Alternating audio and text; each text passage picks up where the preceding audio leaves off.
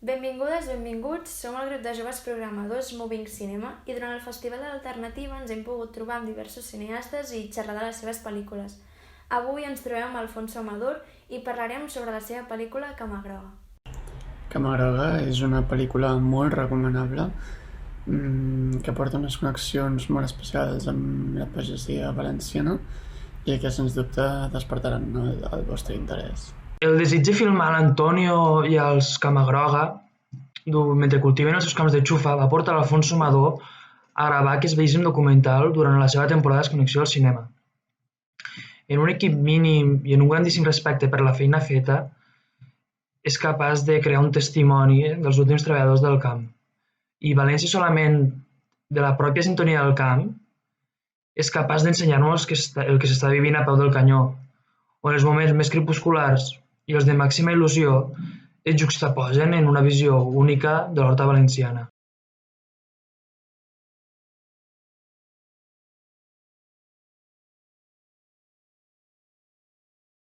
Un sitio para desconectar, para no pensar, para dedicarme a las plantitas y ya está, y a tomarme una cerveza.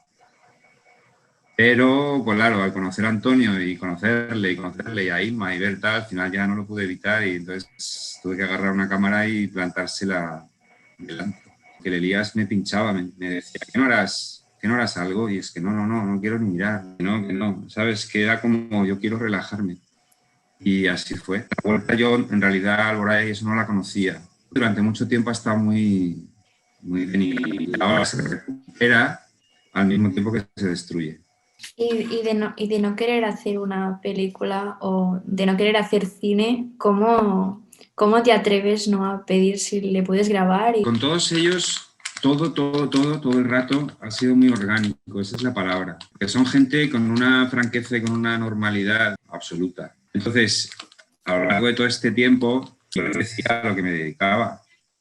Y como unas cuantas veces se lo dije de broma, ¿sabes? De hacer una cámara, que vamos a hacer una película. De manera ya concreta, me plantara un día con la cámara y fue así. Un día me planté con la cámara y el trípode y les dije que es verdad que voy a hacer una película y empecé a grabar y ya está. No hubo más. Es una cosa que a mí me gustaba mucho, porque ellos pasaban absolutamente de mí, ¿sabes? La gente dice, a veces me dicen, joder, es que no miran a cámara y tal. Claro, no miran a cámara porque es que se la sudaba yo, básicamente, les daba igual. Entonces yo me impuse de yo no les voy a molestar, yo les voy a seguir. Entonces realmente lo conseguí, hubo pocas veces en las que les dijera, colócate aquí o allá. O sea, digamos, yo iba por detrás de ellos, en paralelo yo trabajaba, que lo mío era la película y ellos hacían lo que tenían que hacer. Y no paraban ni ralentizaban para mí. Durante mucho tiempo, en realidad, ellos trabajaban y yo trabajaba. Yo iba solo. Lo pasé un poco mal porque por la decisión esta de todo el mundo me aconsejaba, es unos micros y cablealos. Entonces los pasas, te llevas un zoom y entonces tú vas con tu cámara, pero ellos están cableados y lo que digan lo pillabas. Pero eso me parecía muy disruptivo, ¿sabes? No me imaginaba en cuanto llegara a la Inma meterles el cable y tal y cual y entonces decidí no hacerlo. Decir, bueno, yo pillo aquí lo que pillo, ¿sabes? Y ya está. Entonces fue así, muy normal, muy de, vale, pues vienes y grabas. Y luego ya, como estos, como vieron que iba muy en serio, porque mi presencia era muy normalizada hasta el punto de que ellos me regalaban sugerencias. ¿Por qué no vas a hablar con este y a grabar esto? Esto no lo has grabado, ¿sabes? Hay cosas que indicaban que ellos también estaban siguiendo eso. Por ejemplo, cuando Antonio le enseña a Marc la chufa grillada, en realidad ya me lo estaba explicando a mí, porque él de repente, yo no sé qué quería enseñarme, pero como yo le había preguntado, quería enseñarme ese momento en que la chufita empieza a crecer y de hecho el plano en el bruto me lo dirigía a él, me decía, pon ahí la cámara, posa ahí la cámara, que si no, no verás. Y es como, no, ya, que sí, que o tens, ¿sabes? Y ahora pósate aquí. O sea, era casi realizado. Fue como muy, sobre todo la palabra es orgánico, es que no hubo problema alguno. Y esto nunca me dejaba de sorprender, también con los otros, ¿eh? ¿Cómo surgió la grabación también del niño y cómo se conjugaron tu grabación y la suya? Pues esto es una cosa que se dice muchas veces, pero está comprobado que es verdad, que es una cosa que tiene el documental. por extensión el cine. De repente pasan cosas, se alinean los astros y pasan cosas que de repente encajan absolutamente con la película. O sea, yo cuando empecé a grabar, no me acuerdo si conocía a Marc o todavía no. Creo que posiblemente lo había visto. Pero lo que no tenía yo noción era que él llevaba una cámara. Entonces cuando le veo grabando, le pregunto, ¿tú qué estás haciendo, madre? Y me dice, es que es un trabajo para el cole, sobre el trabajo de mi abuelo. Entonces me encuentro con que Marc está haciéndome lo mismo que yo. Entonces, claro, eso fue cogerle al vuelo. De hecho, me quedé con pena porque no le pillé muchos días grabando, pero claro, lo siguiente, claro, yo no podía dejar pasar la oportunidad. Entonces, llevaba una camarita de estas digital pequeñitas y entonces lo que les dije a ellos, oye, si necesitas tu vídeo, una entrevista, claro, estaba yo ofreciendo ayuda, pero al mismo tiempo estaba aprovechando la oportunidad. Yo te la puedo grabar con mi cámara, que es buena, y con un sonidista, entonces tú le haces la entrevista a tu abuelo. Entonces a los dos, a la madre y al hijo, les pareció estupendo. Entonces grabamos eso. Él se llevó su lista de preguntas, que de nuevo, a mi sorpresa, eran perfectas para lo que yo lo podía querer, porque yo sabía que no quería sacar ninguna entrevista ni explicar nada, pero también era consciente de que muchas palabras de la huerta y muchas situaciones y tal, pues estaría bien apoyarlas. Entonces era la manera más perfecta, más encajada de meterlo, porque era su nieto que le preguntaba exactamente estas cosas, qué significa esto, y la lista la hizo él sin que yo le dijera nada. Y entonces era como, joder, qué preguntas más estupendas. Yo sabía que él iba a pasar al final del curso, porque lo que hacen en la escuela es cada uno tiene un proyecto y al final del curso pues hacen una exposición para la clase. Entonces, claro, a Inma ya le dije, oye, yo quiero grabar cuando Marc enseñe el vídeo. Y entonces lo mismo, hablo con la escuela, claro, pues me quiero a grabar. Y entonces, pues lo grabé. Lo que no sabía de nuevo es que ahí Inma iba a tomar la palabra y de repente, por primera vez en la película, iba a hablar de sí misma, que era un personaje hasta entonces en la sombra, y de pronto iba a aparecer ella, iba a convertirse en un personaje conocido. Y esto fue porque de repente Inma también empezó a contestar a los alumnos, a los compañeros de Marc, pero yo eso no lo sabía. Entonces el gesto era, yo me tiro a grabar y todo lo demás fue sucediendo. Lo que hay que estar es atento para decir, vale, esto no lo puedo dejar pasar, esto lo quiero. Era el nieto, ¿sabes?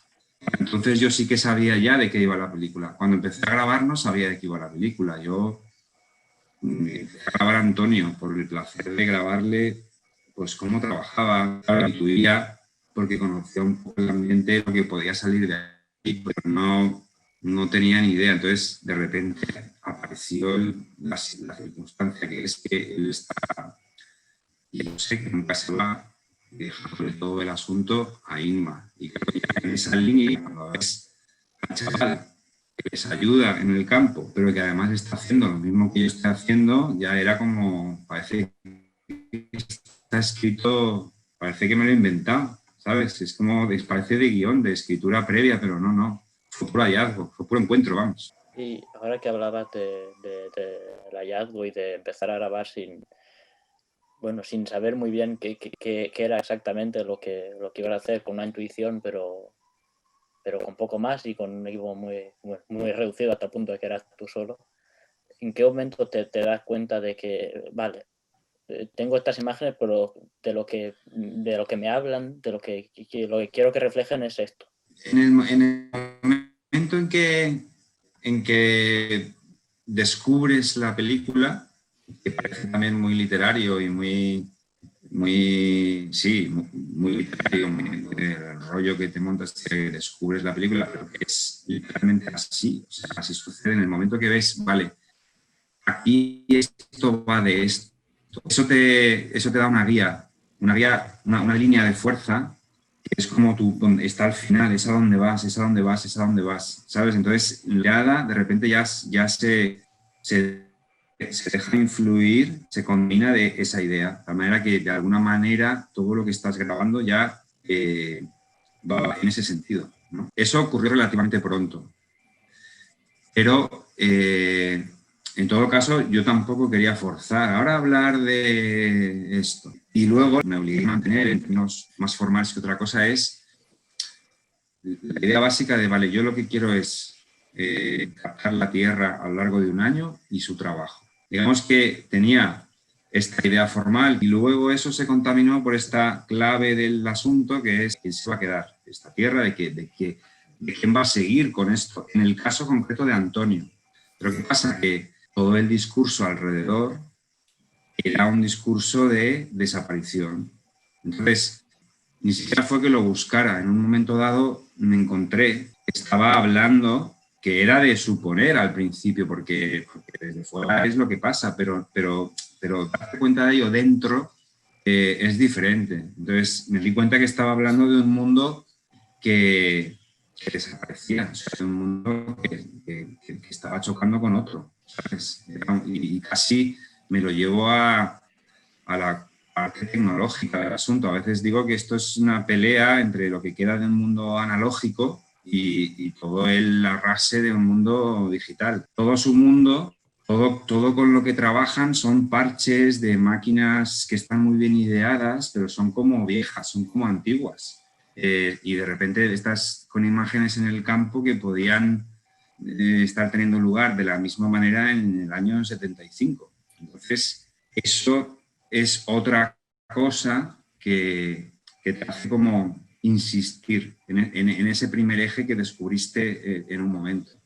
Luego, por último, está la parte política, que es una cosa que tenía que entrar porque era de suyo, porque es lo que está pasando, pero no la busqué. Estaba más o menos en contacto con los que hacen la manifestación, que es un grupo de activismo social que trabaja, que lucha por eso, que no son en su mayoría los campesinos, o sea, es otra gente. Los campesinos, ellos propiamente marcan bastante distancia con estos que luchan por la huerta. Entonces yo estaba siempre al tanto de sus actividades, entre estas cosas del mundo alrededor que grababa, lo mismo que también grabé donde suelta el Turia, donde abren las acequias diferentes que van a regar los campos realmente de Antonio, pues había otra cosa que era esta parte del activismo, que hacían de vez en cuando marchas para explicar a la gente lo que estaba pasando con el proyecto, pero nunca estaba en el centro de lo que yo estaba hablando. Y a veces yo tenía mis tensiones, porque claro, estás hablando de un asunto que es socialmente y políticamente comprometido y entonces era, joder, tendría que centrarme aquí, pero era como, no quería perder el gusto, el rodar lo que me gustaba, no lo que tenía que rodar.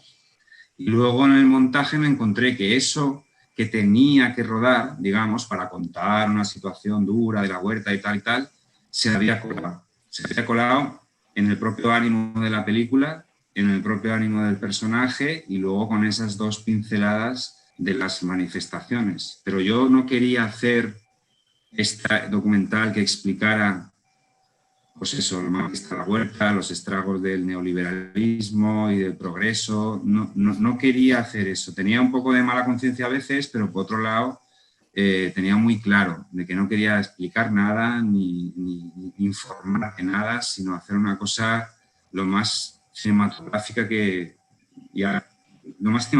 pudiera, ¿sabes? Y eso me parecía que lo encontraba filmando al hombre trabajando, ¿sabes? La idea es las manos de un hombre, sus arrugas, su cara, su cabeza, su manera de trabajar la tierra, la propia tierra, ¿sabes? Y era como, apégate aquí. Que entiendo que no quería caer en una cosa discursiva y quería mantenerlo en un aspecto cinematográfico que de alguna forma está ahí sin que haga falta una retaíla de palabras para explicarlo. Claro, sí, lo de la síntesis.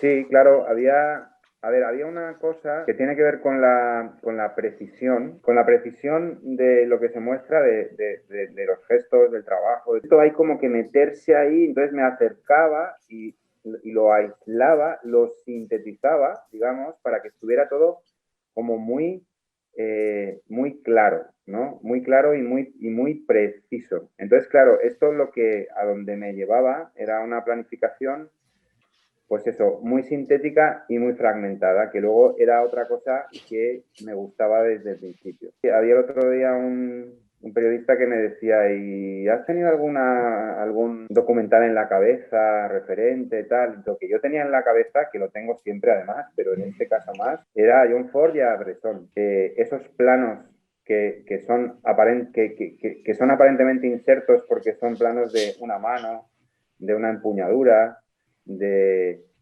un trozo de una nave, pero que no son insertos, sino que forman parte de todo el corpus de imágenes que construyen algo. Esto quería que fuera así, o sea, yo no quería hacer esa otra idea de, no, esto es un documental, entonces aquí esto está sucediendo y entonces yo lo grabo y lo grabo en continuidad, digamos, porque esto es la verdad.